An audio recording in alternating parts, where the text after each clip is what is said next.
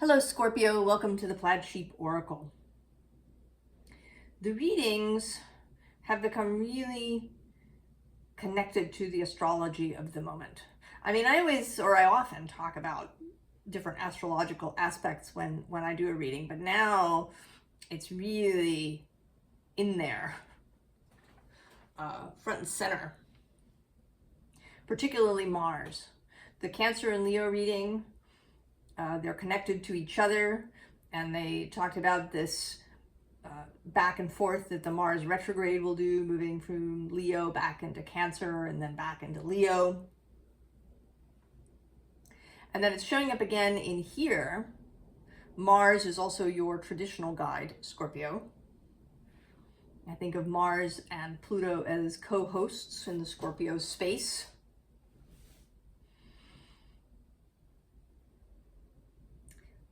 And Mars and Pluto are going to oppose one another 3 times. Twice this year and then a third time in 2025. The first time from Mars in Cancer to Pluto in Capricorn on November 3rd. And then Leo to Aquarius in late December, and again Leo to Aquarius next spring.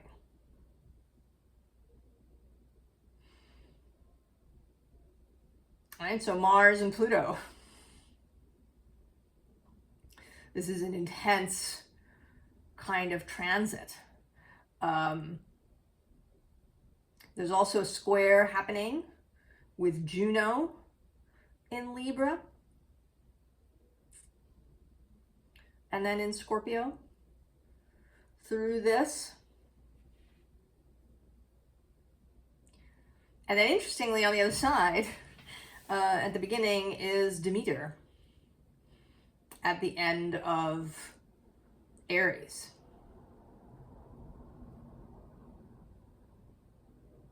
So there's stuff going on in here that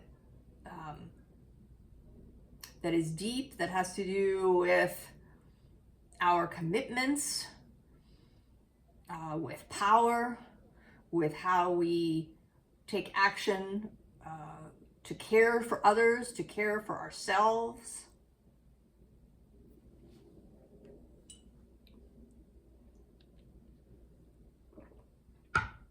And this reading I should just go. So we start with Capricorn. And that is where Pluto is now, as I record this, where he will be until November 19th, when he slips back into Aquarius. Capricorn is also part of our home. You know, we think of Cancer as the home, but Capricorn is there too, right? Capricorn is the structure of it, the physical aspects, perhaps the actual house that we grew up in. Some of the traditional values or traditions, holiday traditions, birthday traditions, these kinds of things. I think that Capricorn is as deeply tied into home as Cancer is.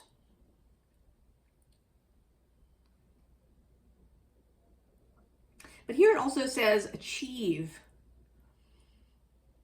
And there is a sense here of growth, of moving from one state to another, of coming to a realization, of coming to a greater understanding. The visible underlying is the 7th house, relationship. And below that, the 9th house, exploration. And then the invisible underlying is the 3rd house, communication. So there's something here about your relationships and how you take action in them, how you move through them, how you see them. And I was sort of thinking, when I was thinking about this Pluto-Mars opposition, that they would each be speaking for something. So Pluto moving from Capricorn and Aquarius is more about the community, about the larger group. And that this is kind of the basis. And then Mars on the other side in Cancer and Leo is more about the individual. So that this is really speaking about how we take care of ourselves, because we do need to, but how we also take care of the community around us, that we have a responsibility to our community, to the group. And that our growth, we don't do it in a vacuum. And we are communal animals. We are intimately interconnected with each other. We are telepathically connected, whether we know it or not. We receive each other's emotions and thoughts. Right? No person is an island, cut off from everybody else. We are interconnected and interdependent. And so we need some of each. And this is kind of the Aquarian ideal, is for there to be a really good community, strong, where the group takes care of its members,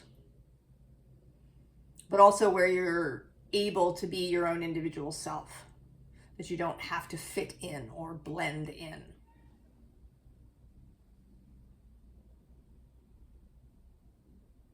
And I think that this is, this may be some of the learning. My controversial, well, I don't know if it's controversial. I haven't actually said it to anybody who said, "What, are you crazy?" But it might be controversial, is my idea that we actually entered the age of Aquarius in the middle of the 17th century. That we've been there. But each age is more than 2,000 years long. So, we're just at the very beginning.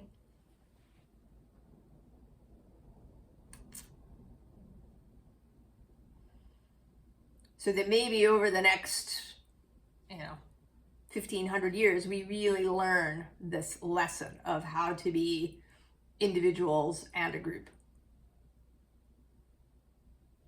among other things. So we start now with this page of water. Very youthful, childlike, an early stage. Underneath her is this 5 of fire. If you watch Sand Tarot, she often talks about this card as the student. And that's sort of coming through for me now. Maybe the teenager a little bit, actually, right? The 5 of fire is, it has some resistance. It can have some combativeness, some conflict in it. And then interestingly below that, we have this emperor. Leo sort of showing up, but very, very formal, right? He's got all the accoutrements. He's, a kind of warrior emperor. And below him is this Ace of Earth. This kind of sparking moment of something new. And then the very bottom of the deck is the 5 of Earth. Separateness, isolation, sometimes by choice. We make the choice to separate ourselves because we think it'll be safer, because we don't want to get entangled, because we think other people are crazy.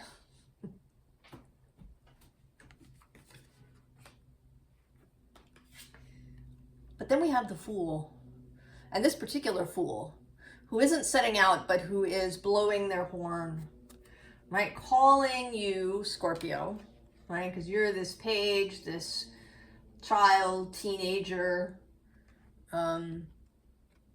resistant, covered in armor person. And it may be a lot less armor than you had when you were younger. I imagine if you've been here for a little while, you've been walking this spiritual path. Maybe you've taken off some bits, right? That emperor doesn't have a helmet. His sword is facing the ground rather than out across his body. But there's still, the resistance is still there. All right, and we have this 8 of air moment. This letting all of these feathers just go. In the past, you may have tried to hold on to them, tried to keep them. Thoughts that you might have about, being safe. What do I need to do to stay safe? How do I need to behave? What do I need to say to this person so that I'm protected? What do I need, to keep my boundaries in place? However you envision that. To just let these feathers go.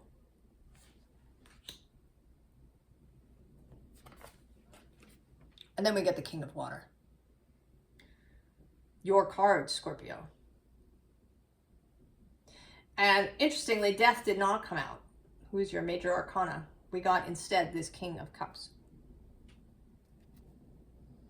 Right? He's so lovely. He's got his hand open for the little fish here. He is, right, he's older, he's wise, he's experienced. But he's also, he's laughing. He's smiling. Somewhere out there, there's a video of Desmond Tutu meeting up with the Dalai Lama. And what there is a lot of laughter between them. And they're both people who have lived through enormous hardship and danger and pain and, had a lot of rage perhaps in their lives. Felt injustice deeply. But when they kind of come out the other side, what they've got is laughter and joy. Right? That's the star.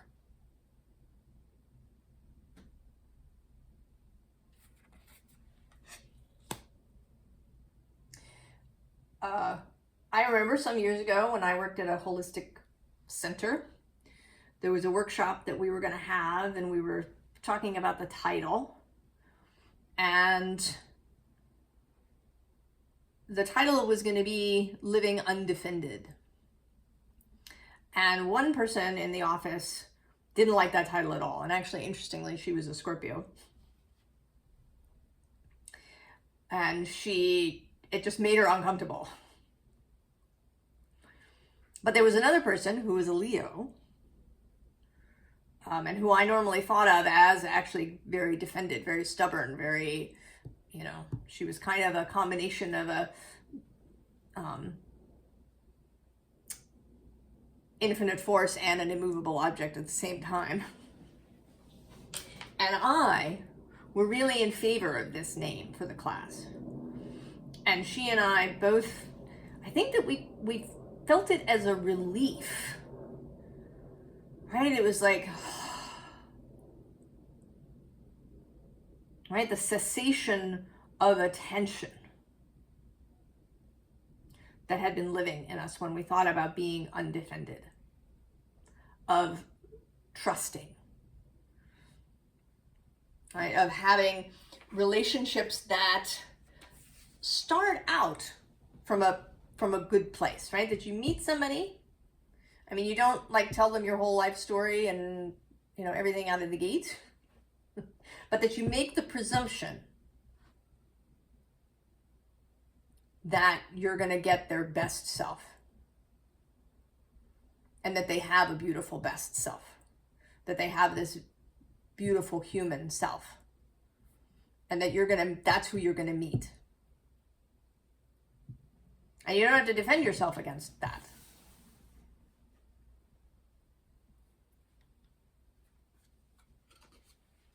So we have the King of Swords. He's a little defendy too. But again, right, sword facing downward, and he doesn't even have his hand on the pommel. So he's even a little bit less ready to fight.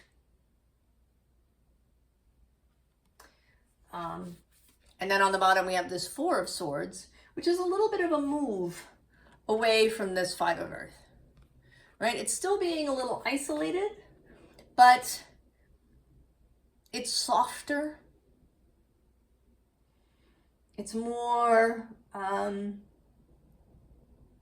you know, kind of an internal silence.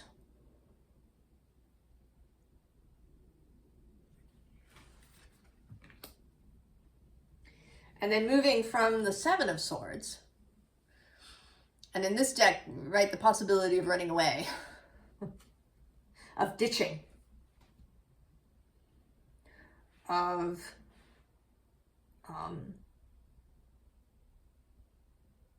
it's kind of, you know, if you're into some of the psychological speak, it's kind of an avoidant stance.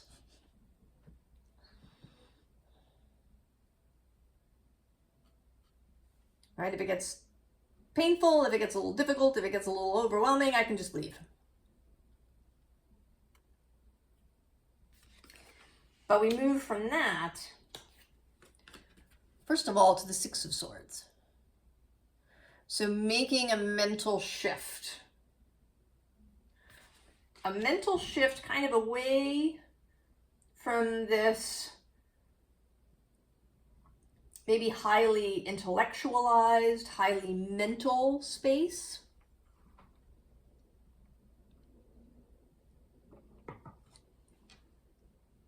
I think that even though Scorpio is very watery and fiery with Mars, I think that we in this day and age, in the West particularly, but I think, you know, pretty much almost everywhere in the world, in the modern world, is really up in our heads. Is, you know, uber intellectual, right? That the mind plays the central role, even if we have a lot of water or earth in our chart. So we just become used to that because it's so handy. And we live in this digital world. But you here are moving into the Knight of Pentacles. So a more embodied state. Mars, who is very physical. I think of him as our muscles and sinews. That which propels us through the world in our body.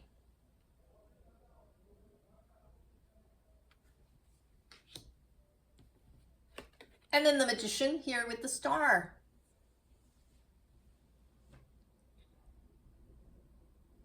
And he is, right, he is associated with mind, with Mercury.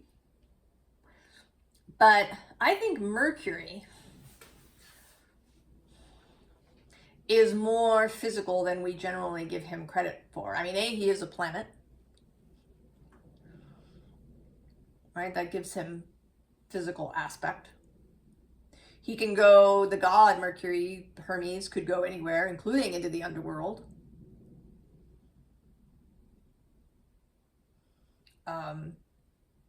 He is associated also with Virgo, who is very much the embodied Knight of Pentacles. And so the Magician, I think the real magician, the really high level, masterful magician does not just live up in his head. He is very embodied. He pays attention to his feelings and to his body, and he is aware of this when he makes magic.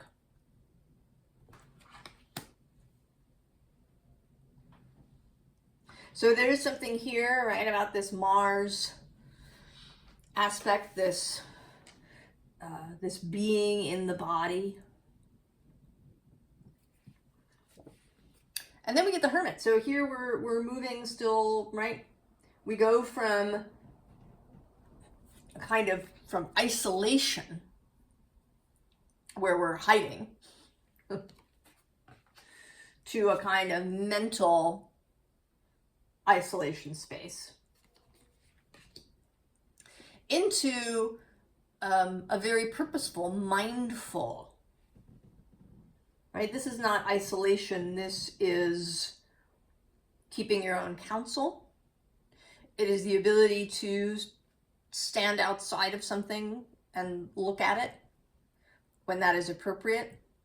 It's the ability to not get all, deeply entangled into things so that you can't see the other person's side or, what's happening.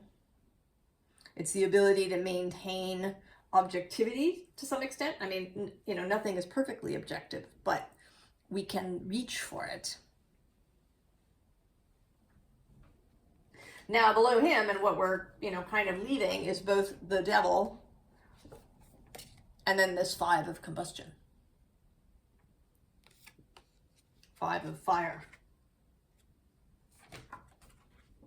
And we're saying, right, no to that.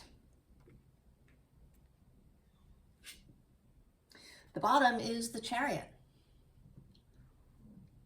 Movement, and movement from an emotional center. Movement from awareness of our feelings, right? The King of Water is very aware of what he feels. He's not repressed or suppressed. But he's also not kind of spewing his emotions everywhere. Right? He knows when it is appropriate. It isn't always appropriate. And he has enough control that he can share his emotions in the right place and at the right time.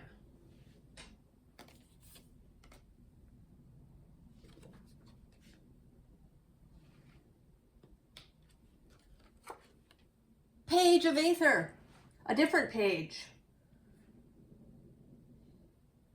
A lot of freedom, right? This has also a Mercury feel. Right? Mercury's ability to go to all of these different places. To not get caught up. Now that doesn't mean, mind you, that you don't care, or that you're not invested or committed in a relationship. But it means that you're not all so deeply entangled that you can't see straight. 6 of combustion. A sense of ease. Right? This is a much more easeful position.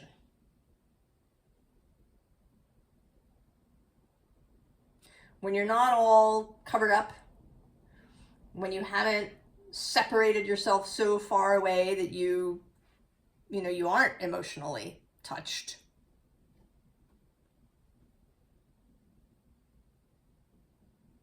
But when you have control, it's easeful. And with the 6 of fungi, you're prepared to go into difficult spaces. I mean, that's certainly a Scorpio thing, right? People would say that Scorpio is ready to go into the dark. But here you're going to go into the dark and not get lost in it. You're not going to, need to fight your way out. It makes me think of that scene in The Empire Strikes Back where Luke goes into the tree and he asks Yoda, what's in there? And Yoda tells him only what you bring with you.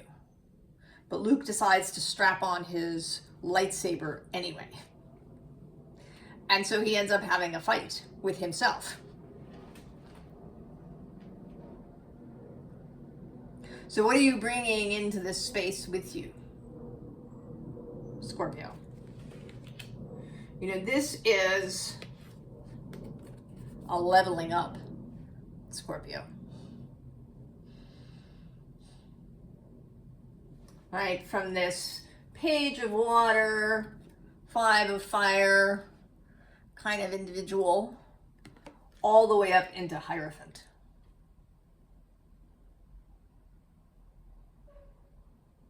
Right, and this Hierophant who kind of also carries with him the King of Water, the Magician, the Knight of Pentacles, the Star, the Hermit.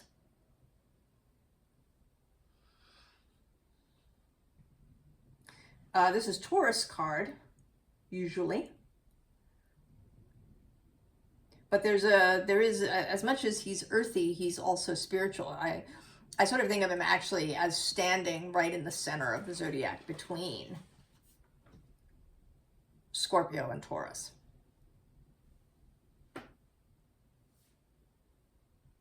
He's the line of communication to the divine. He brings that spiritual energy down to earth.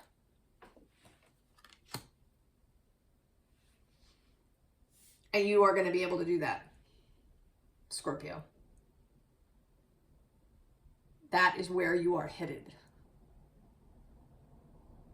And this may or may not be your profession. But I think we have to, well, we don't have to do anything. I think it would be a good idea for us to let go of some of these delineations. You know, this is my profession. I am an engineer, or I am a therapist, or I am this. And so these things happen in this container. I don't think it really works that way. Right? The human soul, the human spirit, our minds, our hearts, they're not interested in all of these borders. I mean, some containment is useful, but that you don't, walk through life where you're a therapist up until this point and then bam, right? It's like you walk through a magic door and suddenly you're not. You carry that with you through your life. And although you may not engage with, someone you meet casually for coffee as a therapist, that energy is still with you. And you can allow it out. You can allow it through yourself in this relationship with this other person. And so we have the subconscious. And below that, the intuition. And at the bottom of the deck, the inner genius.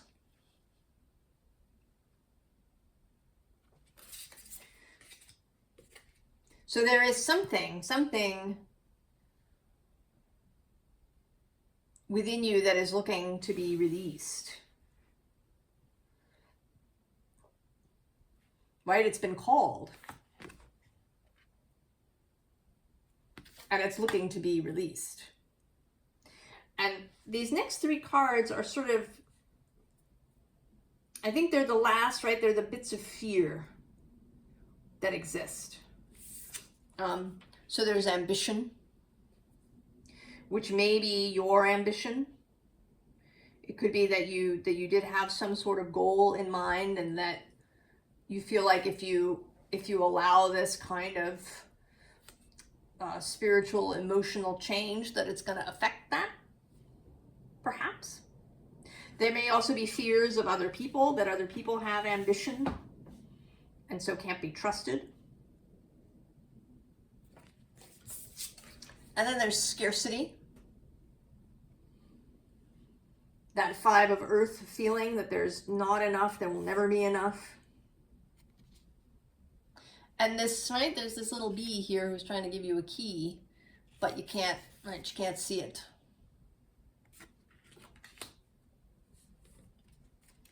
And then anguish.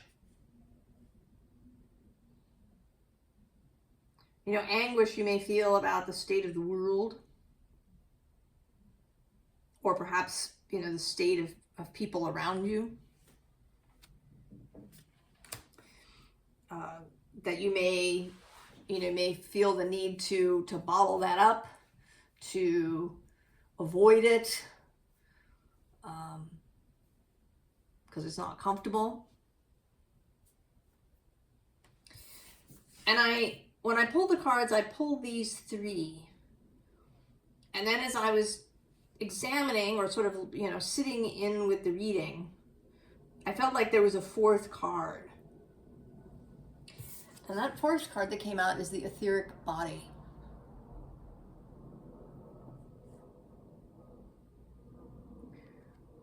This higher or wider perspective, sight, this kind of hermit, hierophant, magician energy. Even the king of water.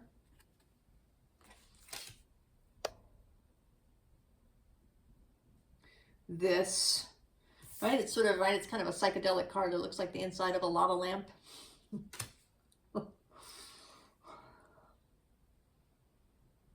That there is a different way to see things.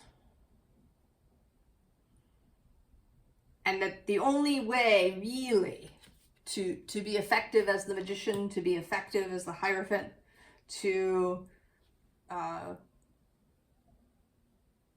be effective in the world, is to embrace this lighter, more beautiful perspective.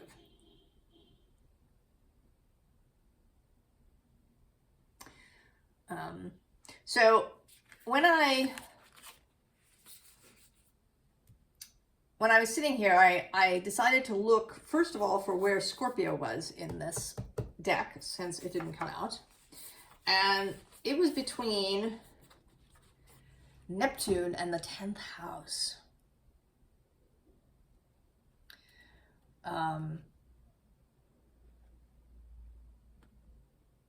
That maybe, right, that maybe this 10th house, this peak, this place, to stand in a place where you can see,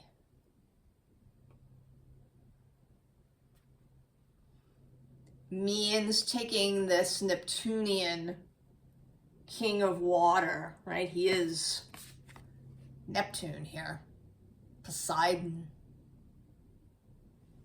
to take that perspective.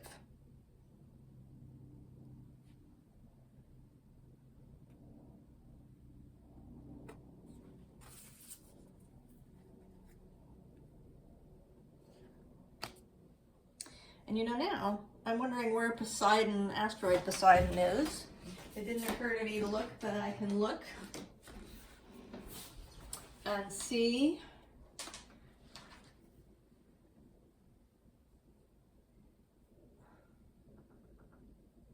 One moment.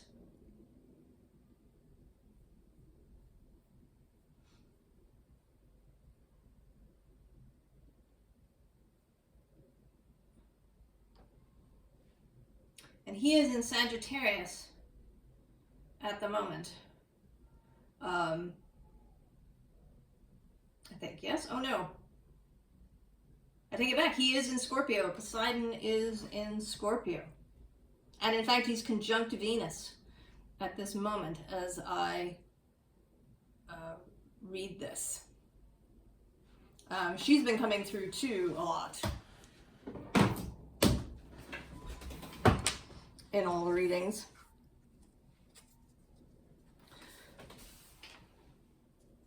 So, right, embracing this king of water perspective.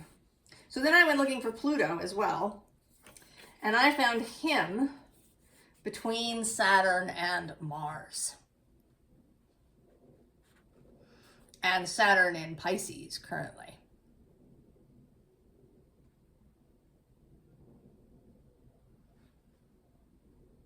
Right? What do you want to build? What can we build? Right? So with Mars and Pluto, and then this dedication of Juno and this care of Demeter on the other side. And then beyond Mars, we had Venus, Leo, the opposition card, Cancer, and also Jupiter. And on the day that Mars and Pluto oppose each other exactly, Jupiter and Venus also oppose each other exactly. Different, not exactly, that's not all happening at exactly the same moment, but it's on the same day. And Jupiter and Venus are opposing each other from Gemini and Sagittarius. And this actually, this Eight of Air, traditionally, Eight of Swords is Jupiter in Gemini. So all of this stuff is in here. You know, if I kind of dig deeper into some of the piles, there's more stuff. I can't even, you know, kind of talk about it all. There's all these layers and interconnections of things. So we really can't talk about, you know, Mars opposing Pluto unless we also really talk about Venus and Jupiter. And we include Juno and possibly Demeter. And we think about this Mars in Cancer and Leo. And it's all interconnected. And you are so well placed to let this wash through you, Scorpio. So, formal advice, High Priestess.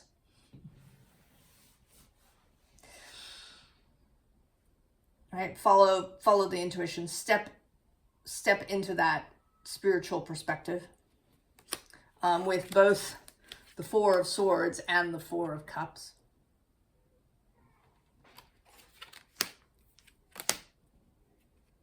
Then we have the Ace of Cups, the Six of Swords, and the Sun. Take the cup, Scorpio.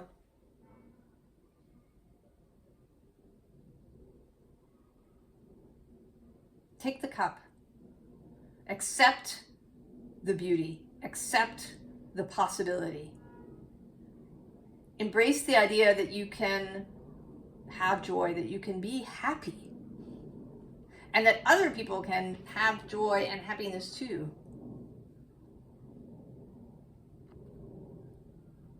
That we can learn to move more often from love. Allow yourself to really rest. Allow the relief of trusting. Allow the relief of trusting, Scorpio.